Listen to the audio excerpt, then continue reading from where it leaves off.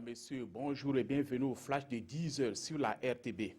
Le président du Faso est arrivé à Rome ce mercredi 19 octobre. Roch-Marc Christian Kaboré sera reçu en audience par le pape François ce jeudi 20 octobre au Vatican. Il sera question des relations diplomatiques entre le Saint-Siège et le Burkina Faso.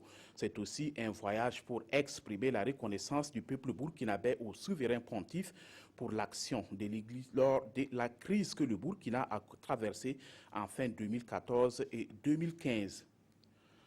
Le plan national du développement économique et social PN2S exposé au Parlement. Ce référentiel de développement qui vise à transformer de façon structurelle l'économie burkinabé pour une croissance forte et durable constitue la vision du gouvernement à l'horizon 2020. Sa mise en œuvre va coûter environ 15 000 milliards de francs CFA.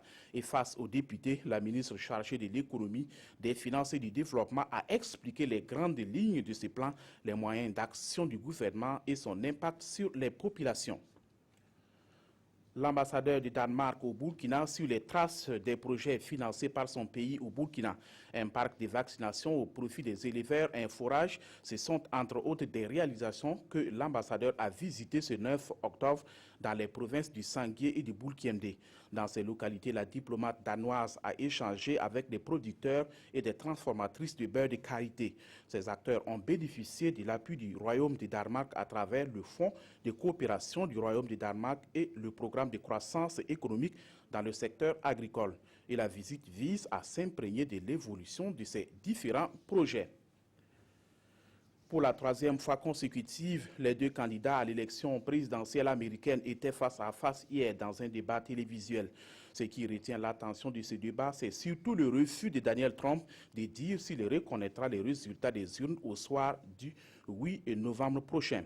Depuis plusieurs jours, le milliardaire américain dénonce ce qu'il appelle un vote truqué d'avance, estimant que des millions de personnes sont inscrites à tort sur des listes électorales. Selon plusieurs observateurs, ce troisième débat ne va rien changer dans les derniers sondages qui donnent Hillary une nette avance de 7 points sur le candidat républicain. La Corée du Sud a mené ce qui semble être un nouveau tir raté d'un puissant missile de portée intermédiaire susceptible de toucher les bases américaines jusqu'à l'île de Guam dans le Pacifique Nord, a annoncé l'armée coréenne.